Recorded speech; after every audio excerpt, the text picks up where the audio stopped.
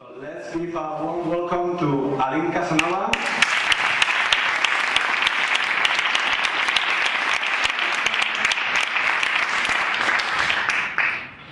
The secret language of your voice.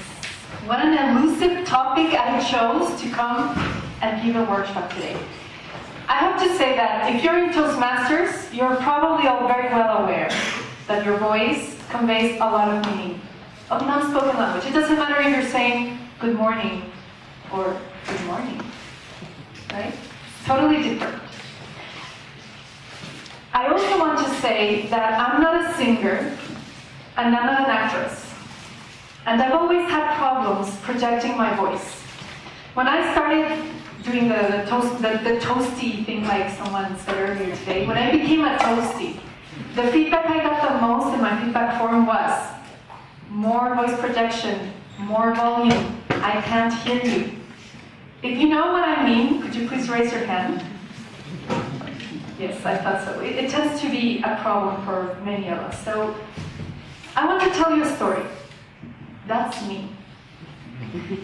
When I was little, my family was into horses. They specifically liked show jumping. And of course, following the family tradition, I did too. Later on, I decided to take it a little more seriously and actually learn on real horses. And when I started to learn, it was very intimidating because horses are big and powerful and strong, and I am not. So I had to get on there, and my instructor told me, look, riding a horse is like developing a partnership. You have to love your horse, and your horse has to love you. You have to convince your horse to do the work and to jump the obstacles for you. And how are you going to do that? Well, through communication, which is what we're here to learn. How do you communicate with an animal that's many, many times your size, your weight, and has much more power than you? You have some tools. First of all, your legs. When you're riding your horse, you need to use your legs, first of all, to hold on to the horse and don't fall. And also you use them to spur it and to let it know it's time to go. Come on, come on. The second tool that you have are your hands. You hold on to the reins and you tell the horse, go right, go left, stop, or go faster. And the last tool is, can you guess? Your voice. So I started to train for a few months, and I was super excited because, my family were champions, national champions, and they were all wonderful at jumping really high obstacles. And I remember since I was very little, going to watch them compete and win trophies. It was fantastic, and I was very excited. And the moment had finally come for me to jump my first obstacle. It was a sunny Saturday afternoon, and I remember being able to smell the dust in the course, to smell the trees, and of course to smell the horses. If you've been around horses, you know. And my instructor told me, after I had done my warm-up and my technique class, he said, this is what we're going to do. You're going to start galloping, and you're going to go around the course once. You're going to measure the distance, locate the obstacle, and then you're going to go around twice. You're going to cut the corner, face the obstacle, go straight on and go as fast as you can, motivate your horse, and jump over. Easy as pie. I said, okay. So I sat with my horse, and I started running the course one time around. And I started to feel fear, adrenaline, heartbeat. That's okay, I can do this. I went around again, I cut the corner, I faced the obstacle, and I started to feel panic. And my horse noticed it. So he started to slow down. And I was coming closer, and I noticed that the horse was slowing down instead of going faster so it could gain momentum and jump. My instructor saw this and started to yell at me, Aline, yell at the horse! Aline, yell at the horse! Aline, yell at the horse! And all I could do was this.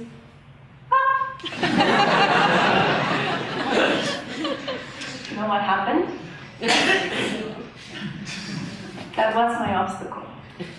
And I fell off the horse. The horse refused to jump because I was not able to encourage it, to motivate it, to make it believe that I wanted to jump that obstacle. So it came to the obstacle, it turned around, it did something funny with its legs, and I fell to the ground. Back then, I became very aware that I had a problem projecting my voice. And of course, I didn't solve it there. It's been 20 years since that moment. And it took me a lot of college feedback of, no, your speech was great, but we couldn't hear you. And starting Toastmasters and getting, your speech was good, but maybe you need to project your voice. And so for years, I've been thinking, I know I have to project my voice, but how? If any of you knows how, just raise your hand. Right, is this elusive concept, right? There are some of there. Great. Now I have figured it out. I know how to do it too. But it's not an easy thing. Now, I want to ask you, and I really want to hear it, what is voice? What is your voice? Any ideas? Your sound. Sound, therefore? Air. Air. Air. I think that is a key object. Have you ever heard about deep breathing and using your diaphragm? Do you know how to do it? Okay, if you know how to do it, you can skip this part. But it took me a while to figure it out too. Basically, if you're doing this right, you will look like this bunny over here. When you inhale, your tummy bolts up. When you exhale, it goes down. It's simple as that. The challenge is to make it automatic. In order for that to happen, some of us, like me, who heard about diaphragmatic breathing all their life but could never figure it out, needed a little bit of science behind it. So I have this picture that I found for you, and I really like it because it shows your diaphragm in yellow. And it shows basically that the diaphragm is like a parachute. And it is elastic. And then you have your lungs sitting on top of your diaphragm. And what happens most of the time, most of the day, is that we breathe only with the top third part of our lungs. Which explains why we're kind of anxious all the time, right? Shallow breathing makes for anxiety, and shallow breathing makes for a voice that is lacking in power. You cannot project sound, you cannot project air, if it is not supported by a good column of air. So do you know how to move your diaphragm? Okay. Basically what happens is that when the diaphragm is pulled down, it creates more space for the lungs that are sitting on top of it, but it forces them to fill in from the bottom, which is what we normally don't do. And in order to activate this diaphragm, you have to use your mind. You have to think on pushing out the muscles on your stomach, or pulling them out, and then pushing them back in. So I'm going to ask you to try. If you have someone sitting next to you, it's going to be your partner. So we're going to have an observing partner and a working partner. The observing partner is going to watch that the working partner looks like the bunny. The working partner, all right, partners. Your hands are not going to be here. You're going to place one hand on your abdomen.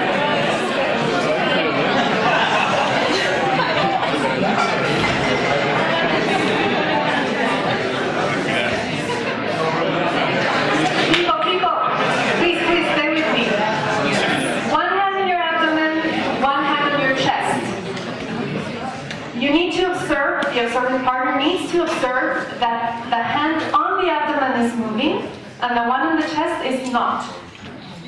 And this will take some concentration. So I'm going to give you a few minutes to try a few deep breaths. Ready? Go.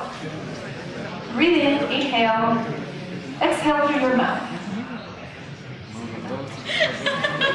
If you have tension on your shoulders, working partner, observing partner, tell your partner, no tension on the shoulders.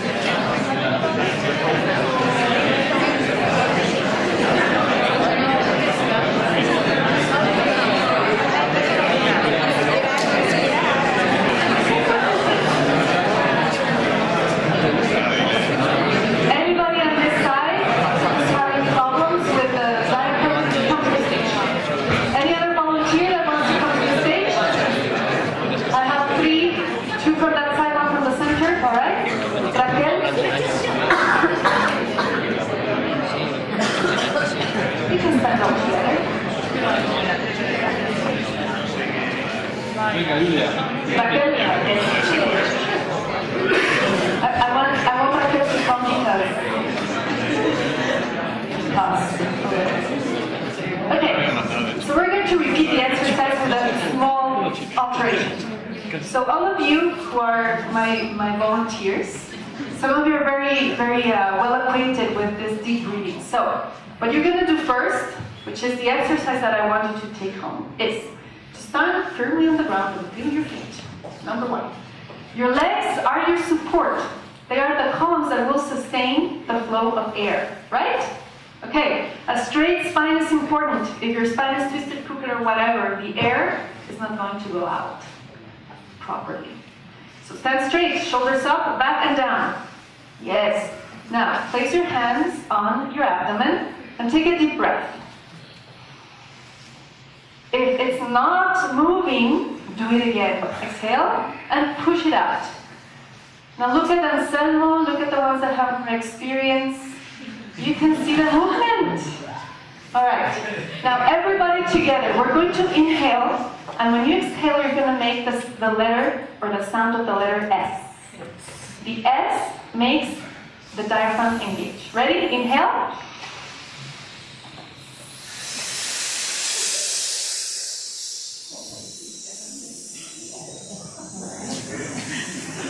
Nice control. When you finish, you're going to inhale one more time. You're going to send your S out, but this time you're going to send it as far away as you can. Inhale.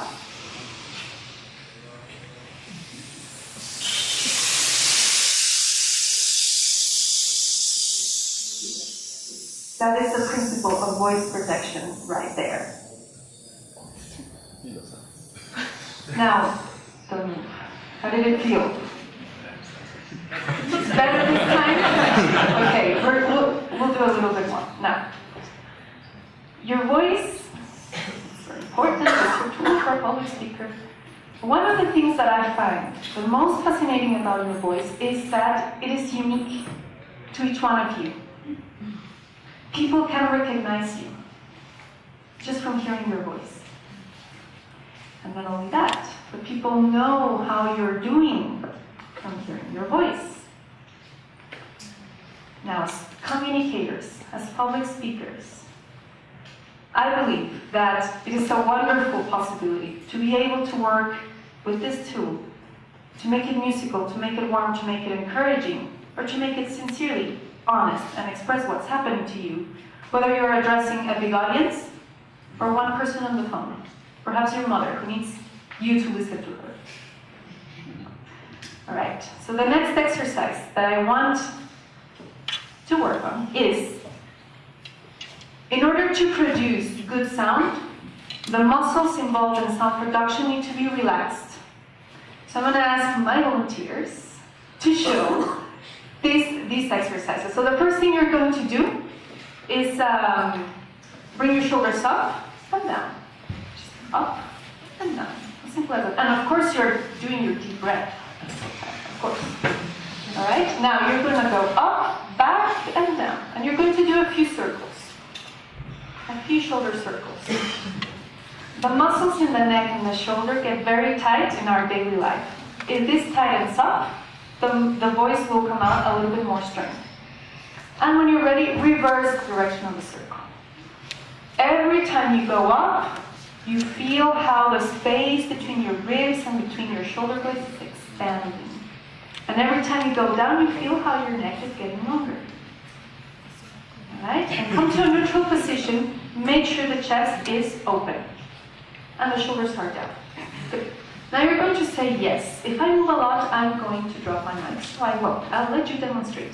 You're going to make a slow movement of your head saying yes. So you're going to look down and up. Supported by your breath, down and up.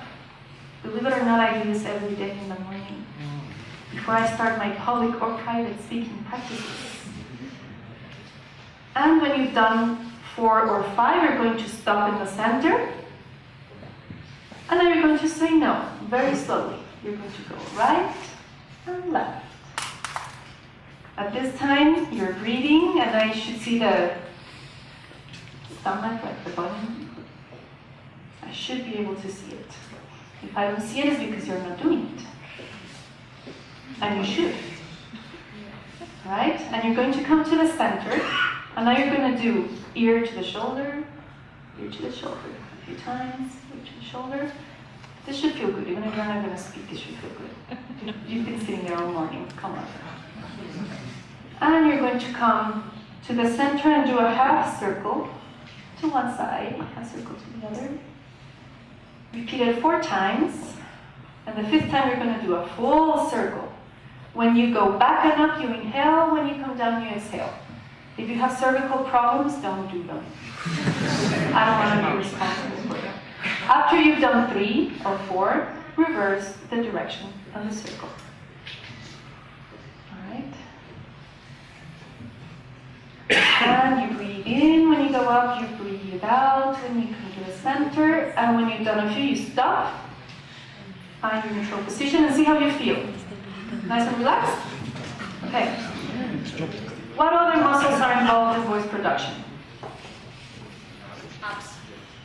What? Your abs. Your abs? But that's what you do your breathing for? Yeah? That's the first thing you practice. These abs as well.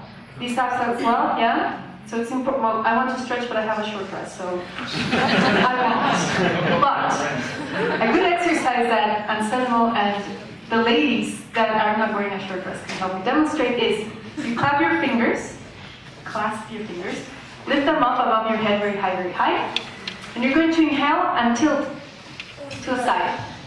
You're going to breathe in and let the air fill the space between your ribs. And when you exhale, you come to the center. Inhale to the other side. Exhale, come to the center. Repeat one more time. Inhale, come to the side. Open the sides of your body.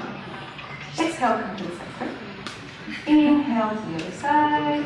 Like yoga class, exhale, come to the center. And relax your arms. This should feel pretty good. Okay, what other muscles are involved in sound production? Mouth. Mouth and jaw. Yes. So the next exercise we're going to do is that you can simply locate the articulation of your jaw, massage it a little bit. A dentist told me once this is the strongest muscle in our body. The strongest muscle in our body. So we carry a lot of tension here. Now you're going to open your mouth and just let the jaw drop. Just relax like that. And close. And open. And close. And open. Close. And open. And close. For proper voice projection to happen, these muscles need to act naturally. If they're strained, if you're holding them, if you're grinding your teeth, the voice is not going to be projected naturally. Now, if you're interested in more exercises, you can talk to Anselmo, who I see doing tongue exercises. This is actually very important to relax everything that goes on in here. But time is limited. So, I want to ask you the next question. If I tell you about voice projection, what does this make you think? Projection. What? Project, projectile, push out, send out. How do you do that? The big question, how do you do that? Focus on the point. Focus on the back of the breath. Yeah, focus on the back of the room, I like that one. Yes. Raise your head and your chest. Definitely. Raise your head and your chest. You can, if your neck is bent at the back, your voice is going to be pointed down. So I told you earlier that I'm not a singer and I'm not an actress and I don't have this wonderful background that I wish I had working on a stage. But one time I did take a workshop with a singer and he told me, when you get into a room, find the hardest surface in the room. It might be glass, it might be iron, or it might be wood. Just find it and think of sending your voice to that surface and think of it being bounced back at you. If you're doing that, you will be projecting your voice successfully. So the next exercise I want you to try is to take a deep breath. This time you're going to do an ah, but you're going to send the ah to the back of the room. The audience members are going to do the same thing, but they're going to send the ah to the banners of Toastmasters and have it bounce back at you. and we're just going to see how that works. Are you ready? Everybody inhale. Exhale.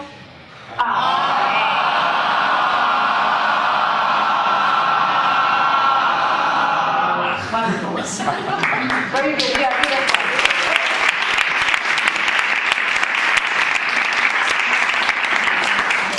We're going to repeat the exercise. This time, I'm going to try and let you go for longer. We're going to try a different vowel. And you're going to try and listen to yourself and see if your voice is like Cyclops, you know, with a laser beam. Yeah. You have to train your voice to be even and directed. If you see that it starts shaking, stop, breathe out, breathe in, and do it again. This is control, and you need to gain this type of control. Now, it is very important to support your voice with air. So, once again, bunny breathing. Inhale. We're going to do an E sound. Exhale.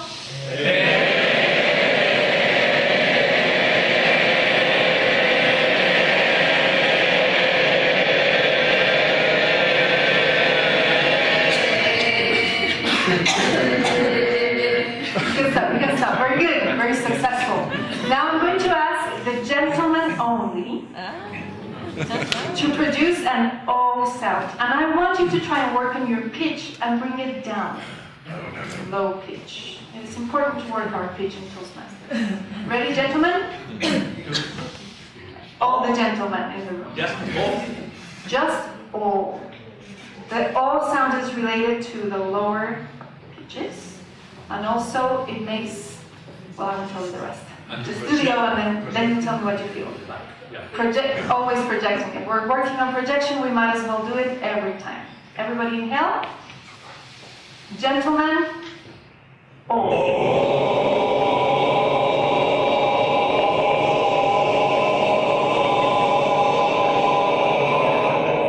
Very nice. Now your challenge, ladies, is to do the same thing and try to match the pitch of the gentleman.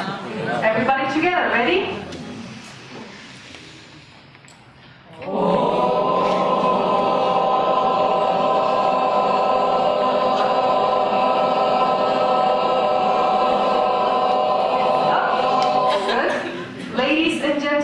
Together. Inhale.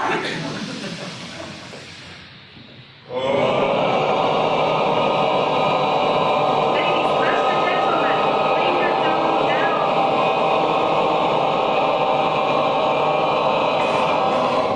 Are you reading?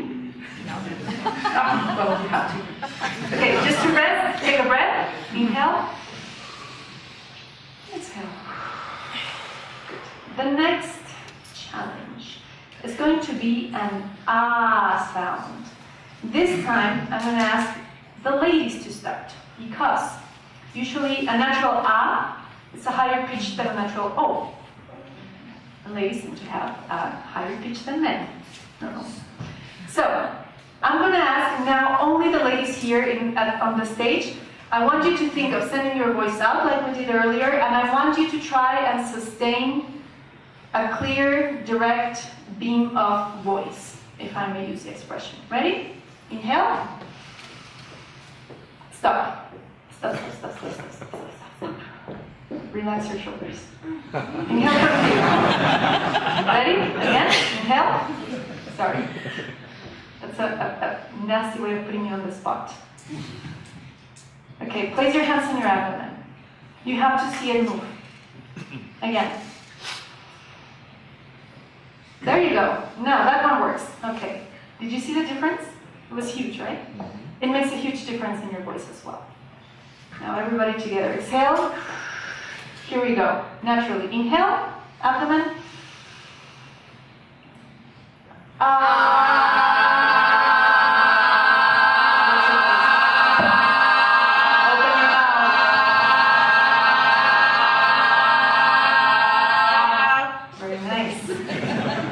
Open your mouth. Open your mouth.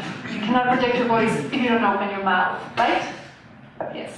Everybody no. Women together.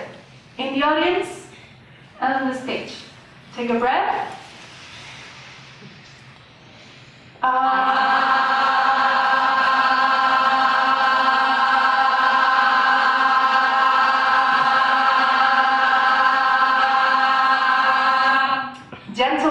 challenge is now to match that pitch. Are you ready? Everybody together. Inhale.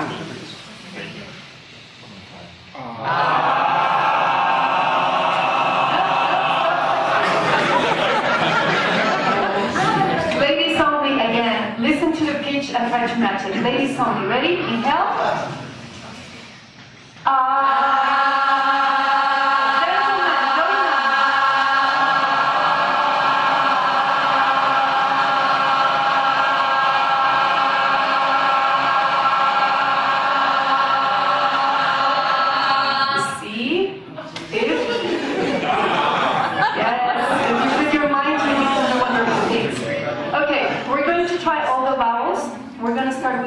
With the sound U, which is the lowest and bassest sound.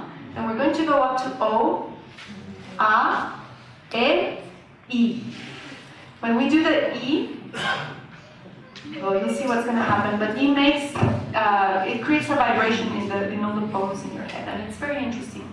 It might make you tickle. Okay, we're going to start with a U, so take a breath.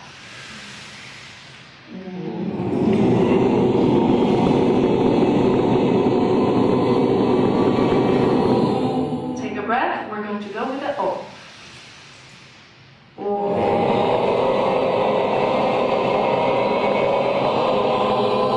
Nice. Take a breath.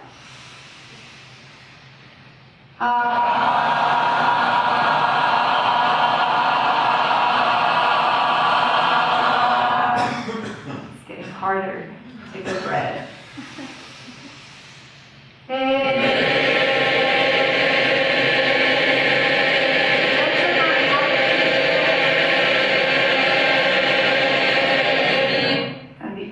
Challenge, the E.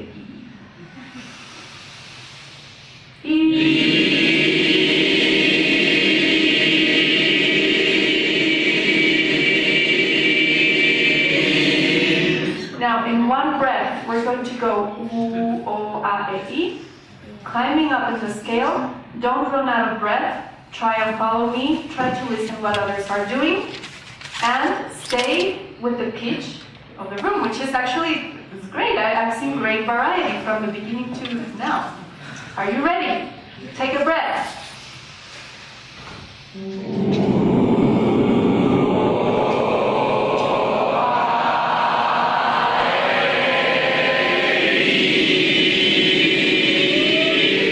Very nice.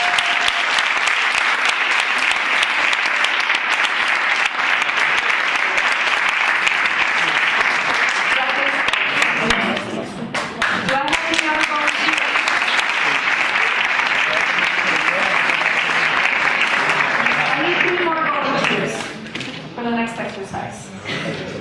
Come on, they survived. Please.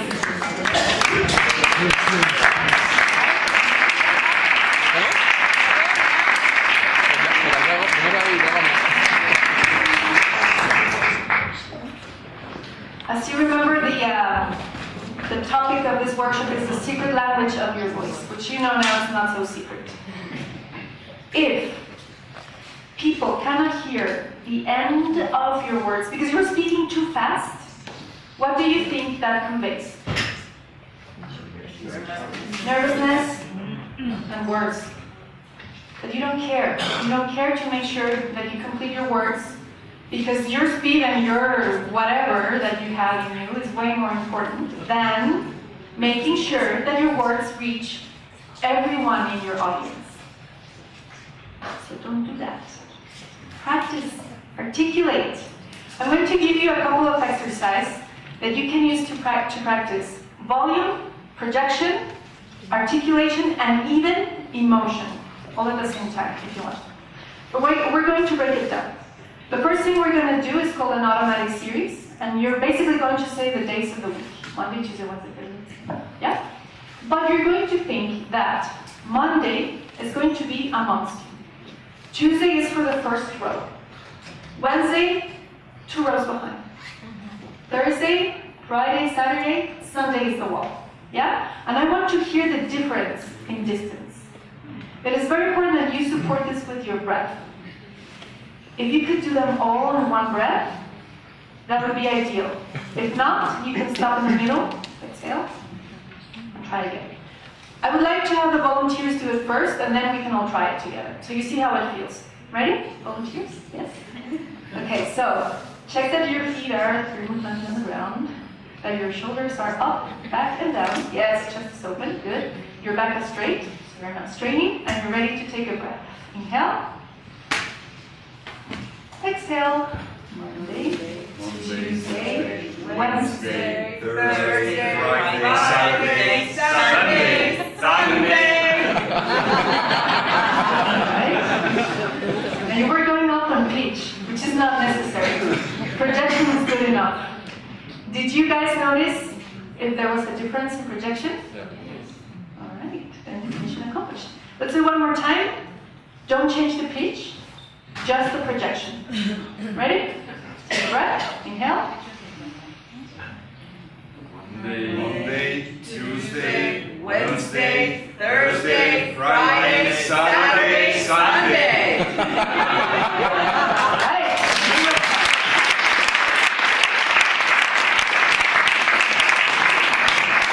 Now they are going to be the judges. We're going to listen to you. Same exercise. You take a breath. And you send each day of the week a little bit farther down until it reaches down. There's no need to work on pitch. If you want, you can do it, but I care more about the volume right now. Are you ready? Take a breath. Monday, Tuesday, Wednesday, Thursday, Friday, Saturday, Sunday. Bravo.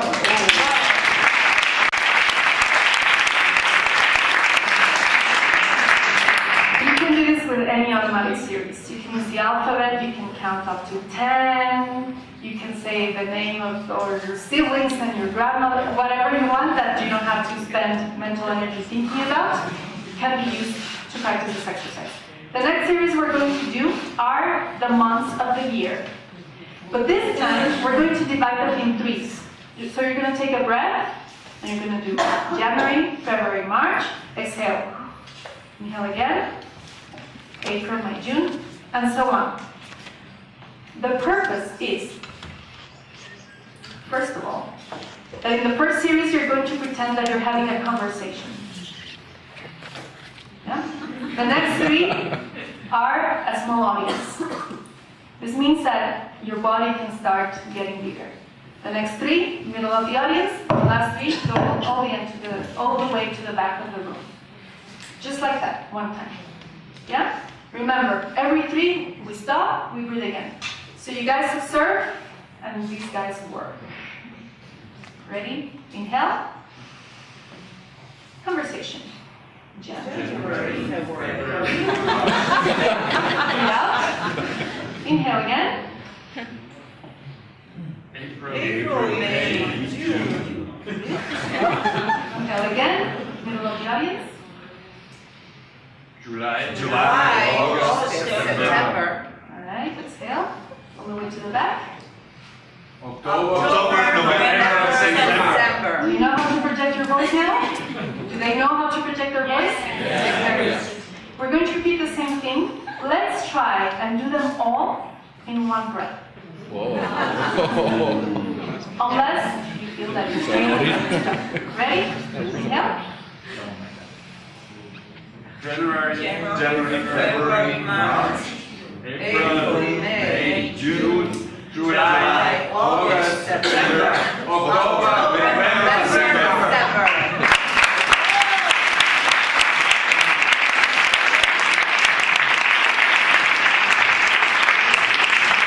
This one is a little bit more challenging, isn't it? Now you guys are going to do the work, and they are going to tell you if you did it right or not.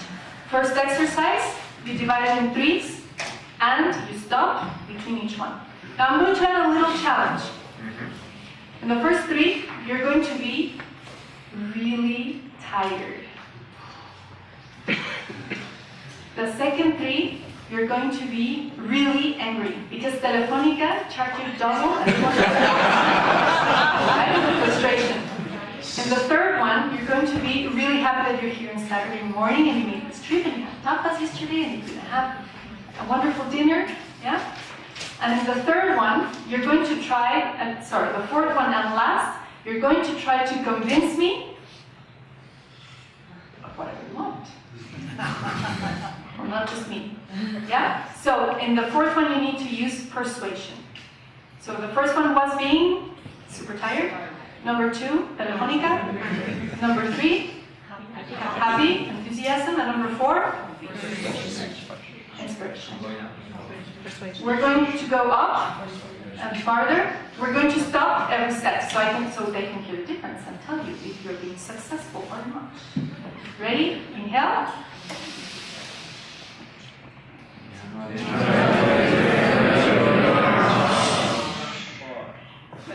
Very tired. Inhale.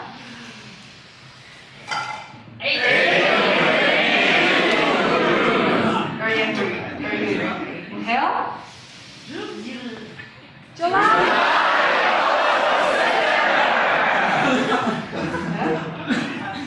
Again. Last one. All right. What did you hear? What did you hear? Change? Did you notice the difference? Okay. This is a really good exercise to work emotion.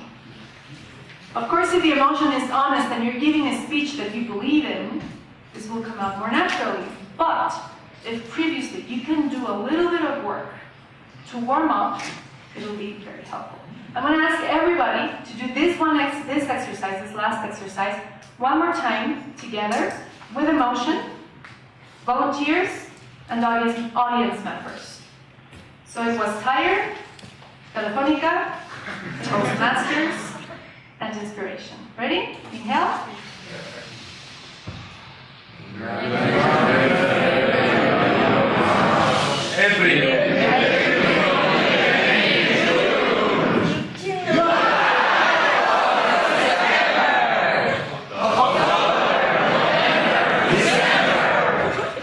I want to point something out. Which one was louder? The angry one. Yeah, and perhaps screechy. Your voice is not pleasant when you're angry. However, when you're trying to inspire, to seduce, to persuade, you don't need to be loud. You know, there's a saying in Spanish that I like a lot that says, puede ser más fuerte pero no más claro. So you don't need to scream louder in order to be more convincing. And with this, I want to thank my volunteers for coming.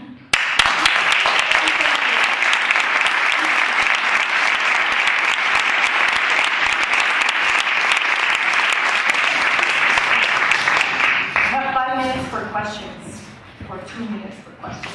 Anybody have any questions? Yes. What happens when your voice is too loud? Like Yes. extreme. You know the exercise that we did in which first you try and work in it as if you were having a conversation? You need to pay more attention to that. Instead of working the projection, which is the usual problem, try and bring it down to a shorter span. But it's the same process. Right? What do you you always say but I have the same problem. Yes. Being loud. yes, being too loud. It is so magical, basically. One of the things I like about this picture is that it says the waves, you know, like in a radar. And basically for me, voice work is like a sport, like learning how to dance. It takes practice, it takes muscle, and it takes, according to marathon, you need to think about it, you need to want, and you need to control the muscles that are involved in that project, in that process. Any other question? Yes? Yeah, when I tend to speak, but the end of my phrases just tend to go, lower. Yes. So how? January, February, March. With that exercise, try and make sure that the waves, the superpowers, the ultrasonic beam, are focused at the end, in the last syllable. If you practice saying a whole sentence, make sure to make an effort at the end. And make sure that those words and those syllables travel all the way to the back. I have that problem too. Yes? If depending on the size of the audience, you are in doubt whether to use microphone or not because you think you are able to reach the end of the audience, but you're not sure, do you prefer to use microphone or not? I personally prefer not to use a microphone. I can. It is a bigger challenge, and if I'm going to speak for 8 hours, yes, I want my mic, and I want my mic to do the work of projecting my voice to wherever it has to go. If it is something shorter, I feel personally more emotional without. Okay, thanks. Mr. Eric. If I'm giving a speech and I've only got about 30 seconds, before I confront my audience, what exercise do I have to do? What would you recommend to us? Okay, I do this because that is my situation very often. I definitely have to do breathing exercises. I need to do some relaxation and massaging my jaw, and a little bit of the whoa thing to warm up my voice. It's basic. So we've got to step out of the, I do it when I wake up in the morning if I know I won't have time right before I start to speak. But your voice has to have been warmed up beforehand. Thank you. Do you have any exercise for improving the articulation of the voice, of the words? I have several. If you look at the manual, at the Toastmasters manual, there's a very good section that has a breakdown of syllables that you can practice, and they have it in English and in Spanish. I recommend that as a start. And then we can talk more later as well. Yes? I noticed that when we're doing our exercises, or you're standing still or we're sitting down, how more difficult is it to move around and project your voice and to modify your voice, modulate your voice? Is it more difficult to move when you're moving around? To me? To all of us. To all of you. I think it's a personal thing. I personally believe that the voice is the sound of your entire body. And I believe that if the whole body is involved in producing voice, it is more resounding, it is richer, it has more notes. Having said that, I was trained as a dancer, so I never spoke when I was moving my body. To me now, I think it's a matter of you getting comfortable with it. If you want to move and practice changing your voice, you have to precisely do that. You have to practice it. I also think that one of the hardest things is actually to be sitting down without being able to move, and still have to work with your voice and modulate it and make it. As a conference interpreter, I have to do that every time I work, and it is quite a challenge because your back is rigid. Sometimes you're leaning forward, so you cannot really use your diaphragm properly. So I think it's easier to combine voice with movement, but it's something to explore. Explore. Yes.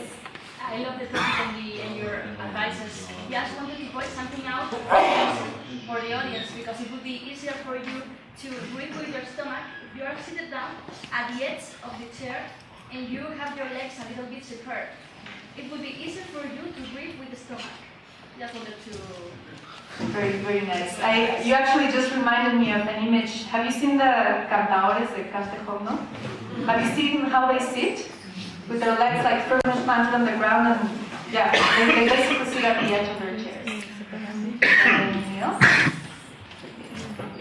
was just wondering, you mentioned the use of the microphone. Do you have any suggestions on how to combine voice projection and the use of microphone? Yeah.